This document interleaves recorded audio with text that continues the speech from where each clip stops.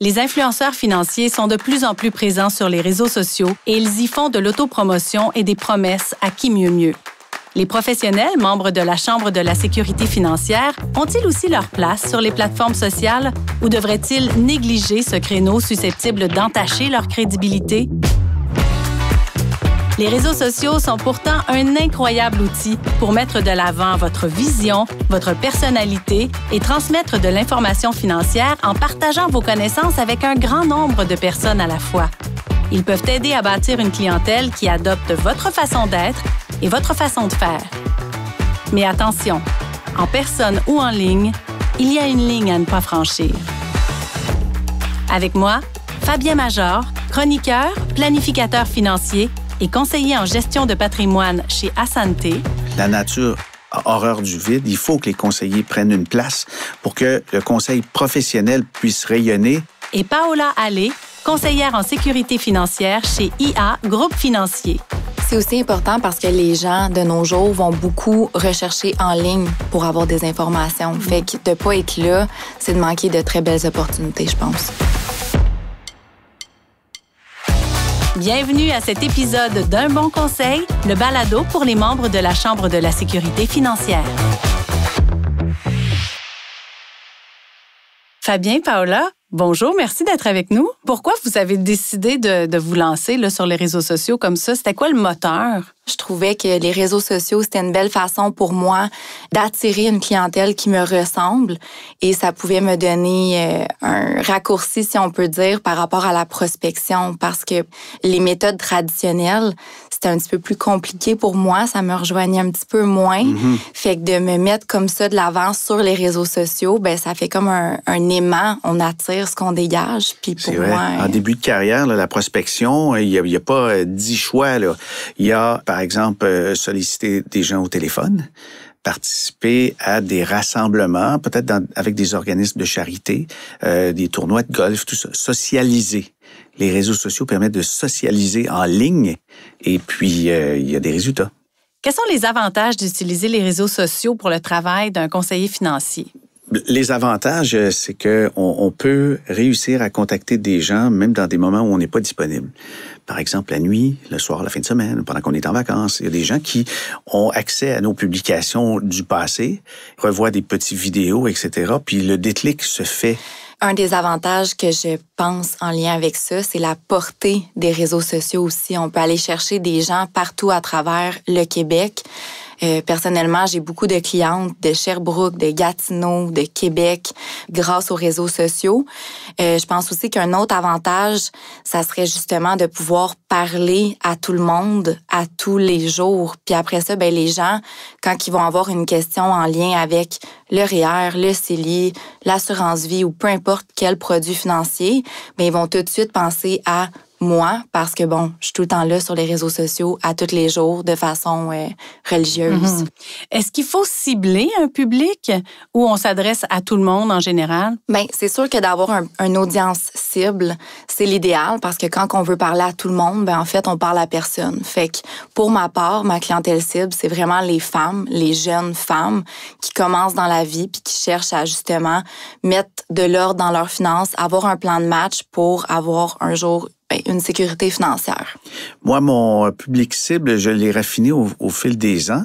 Après quelques années, j'ai fait une espèce d'échantillonnage auprès de ma clientèle, puis j'ai identifié les 5 top clients où c'est tellement agréable de travailler avec eux que je souhaite les cloner. Ben, c'est qui? Alors, ces clients-là, ben, je sais pas. Il y a des gens qui sont devenus des amis, là. Ça peut être une dame de 50 ans qui aime voyager et puis qui a eu une carrière professionnelle avec des économies puis qui s'implique dans la gestion de ses affaires puis elle est curieuse. Ça, c'est un persona. Un autre persona, c'est un médecin, mais qui connaît rien à la finance, qui a besoin d'aide. J'ai des noms, j'ai des prénoms, là, je les visualise et je m'adresse à eux quand je fais des publications ou quand j'écris des trucs et j'ai réussi à les cloner. C'est bon. Ça vaut vraiment la peine. Ben, dans mon cas, ça a valu la peine. Pour toi, Paola aussi, je crois. Oui, ça a valu la peine beaucoup, beaucoup. Je dirais que 90% de ma clientèle vient des réseaux sociaux. Puis là, ça fait 3 ans que je suis dans le domaine. Fait que de pouvoir bâtir ce que je fais présentement grâce aux réseaux sociaux, pour moi, ça vaut beaucoup. Un élément vraiment important, c'est qu'on peut se rapprocher, saisir la personnalité de celui qui publie des trucs sur les réseaux sociaux. Et les gens, quand ils nous contactent, ils vont dire « Mais je te connais déjà, là, et je sais que ça va marcher, là, on a les mêmes affinités. » Oui. C'est vrai parce que c'est une partie importante de votre travail, ça, de connecter avec vos clients. Oui, c'est sûr que je dirais que dans la rencontre, il y a beaucoup plus de connexion, puis il y a une petite partie que là, OK, on parle plus technique, mais le gros d'une rencontre, d'une première rencontre du moins, là, c'est d'apprendre à se connaître puis de voir s'il y a un match entre le conseiller puis le client. Quels seraient les inconvénients d'être très présent sur les médias sociaux? Est-ce qu'il y en a? Oui, il y en a définitivement. Là, c'est sûr que, bon, faut être discipliné, il faut être constant, fait qu'il faut pas en manquer une. C'est important aussi de répondre aux interactions parce qu'il y en a beaucoup. Il faut que ça soit quand même rapide. De là, l'importance d'organiser son temps puis d'avoir un moment comme pour répondre à ses courriels, d'avoir un moment pour répondre aux notifications engagées par les réseaux sociaux. Qui veut décider de se mettre de l'avant, ben elle ne pourra pas plaire à tout le monde. Non, ils ne sont pas élogieux, hein, c'est ça. Est-ce que c'est nécessaire pour un conseiller financier d'avoir une présence sur les réseaux sociaux? Pour moi, c'est nécessaire parce que les finfluenceurs qui n'ont pas de permis, qui n'ont pas à cœur l'intérêt de leurs clients, ben ils vont occuper toute la place. La nature a horreur du vide. Il faut que les conseillers prennent une place pour que le conseil professionnel puisse rayonner.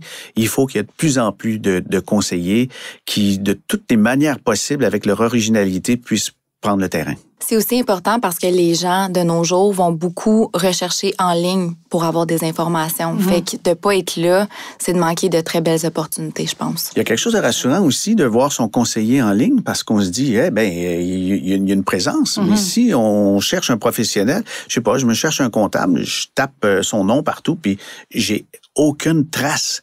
Cette personne-là, c'est comme si elle n'existait pas. C'est inquiétant. Et de voir que son conseiller a une présence en ligne, je pense que ça peut rassurer aussi. Est-ce que vous pensez que la création d'une page web, c'est un incontournable? Je pense que c'est la base d'avoir une page web. Puis la page web peut par la suite mener aux autres réseaux sociaux, aux autres plateformes. Fait que d'avoir une page web c'est comme une carte d'affaires en fait. Là, ça prend ça pour un professionnel de la finance. Oui, c'est notre bureau virtuel. C'est là que les clients atterrissent, trouvent des informations précises. Puis sur notre site web, si on emmagasine du matériel et, par exemple, un réseau social disparaît, change de nom ou de propriétaire, puis ça se voit, à ce moment-là, peut-être que notre contenu va être effacé ou va être modéré, transformé. Il faut conserver pour soi ses propres archives et ce qui est notre matériel le plus précieux doit être sur notre page web. Maintenant, place à la Capsule Express avec Geneviève Beauvais, chef de la qualité et de la conformité des pratiques professionnelles à la CSF. Si vous utilisez les réseaux sociaux et que vous y abordez les services financiers, vous devez agir avec le même degré de professionnalisme que dans vos interactions en personne, par téléphone ou par écrit avec vos clients. Du moment où vous abordez un sujet en lien avec votre profession, vous êtes tenu à la même rigueur, que ce soit sur votre profil professionnel ou personnel. Il est essentiel de faire preuve de cohérence, de rigueur et de retenue dans vos propos. Vous ne pouvez pas, par exemple, faire état de vos revenus et de vos performances financières, promettre des rendements garantis d'un placement ou laisser miroiter des résultats que vous êtes incapable d'offrir.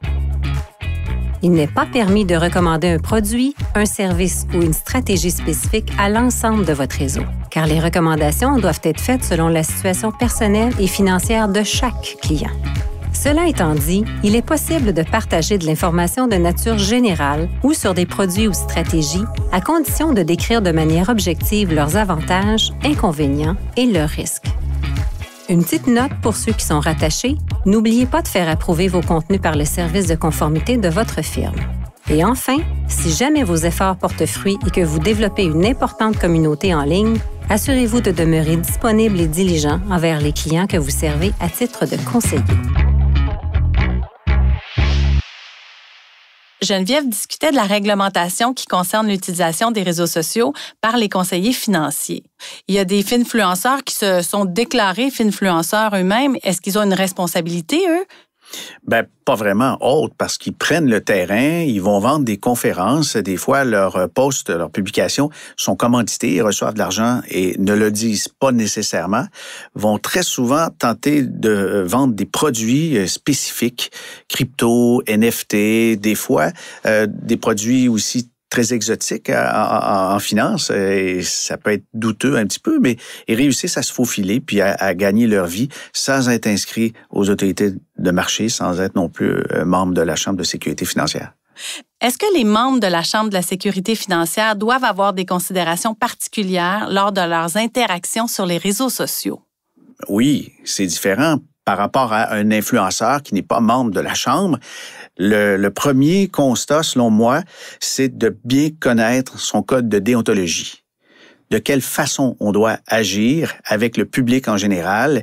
Évidemment, il y a du discernement, il y a les intentions, il y a favoriser le meilleur intérêt du public en général, puis agir aussi, je dirais, de manière diligente, responsable. Tout ça, c'est la base, c'est des trucs qu'on voit dans le code de déontologie. C'est la première chose qu'un conseiller devrait faire comme geste avant de publier quoi que ce soit, c'est de lire son code de déontologie, peut-être le garder sous la main, à côté de son ordinateur avant qu'il fasse justement des publications. Si quelqu'un avait une page ou un site ou personnel et professionnel, est-ce qu'il faut faire attention à son image, même sur une page personnelle? Oui, absolument. Tu sais, c'est sûr qu'on ne peut pas publier n'importe quoi, même si au niveau personnel, on a quand même un titre, on est rattaché à un titre professionnel. Fait que c'est important de faire attention à ce qu'on va publier à ce moment-là, là. Oui, il faut certainement faire attention dans les deux cas.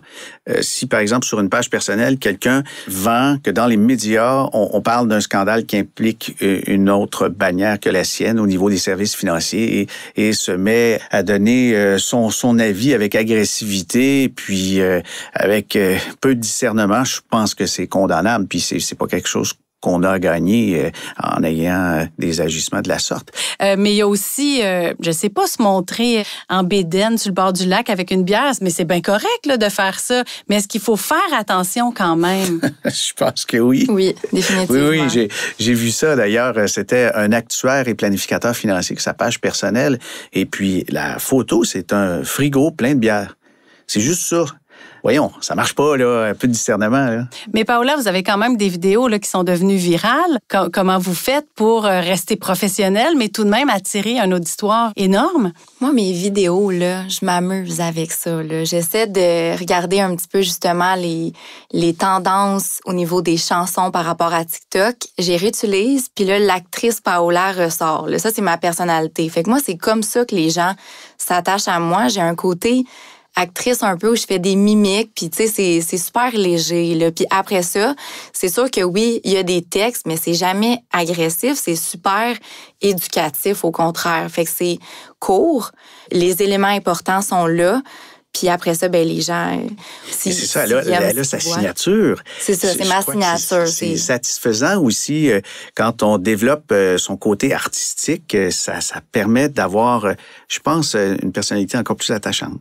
Il y a moyen d'être sur les réseaux sociaux, donc, tout en étant professionnel et que ça fonctionne. Ah oui? Oui, absolument. Vraiment, quand il y a un effet viral, là, ça, là, c'est très, très, très satisfaisant quand une publication atteint 50, 60 000 vues, puis un engagement, puis les gens posent des questions en dessous, là on voit qu'on a touché quelque chose. Oui. Des fois, c'est des cordes sensibles. Tu sais, les finances au Québec, je pense que c'est encore un sujet qui est très tabou. Fait que de pouvoir parler de... J'en avais un vidéo, là, c'était le régime enregistré d'épargne-études, puis c'est le vidéo qui a atteint, je pense, 200 000 vues. Les gens sont choqués de voir à quel point les chiffres peuvent être importants, en fait, là. Fait que les gens sont pas nécessairement au courant de comment ça fonctionne. Puis là, quand ils voient, si on avait commencé ça quand l'enfant était né, mais là, ça peut choquer des personnes de pas avoir saisi l'opportunité. Merci beaucoup. Avec plaisir. Je me nomme Élise Marquis et je me suis entretenue avec Paola Allais, conseillère en sécurité financière chez IA Groupe Financier, et Fabien Major, chroniqueur, planificateur financier et conseiller en gestion de patrimoine chez Assante. Ce balado est une production de la Chambre de la sécurité financière. Création, Coyote Audio. Captation et mixage, Underground. Pour découvrir d'autres épisodes, rendez-vous à chambresf.com/balado.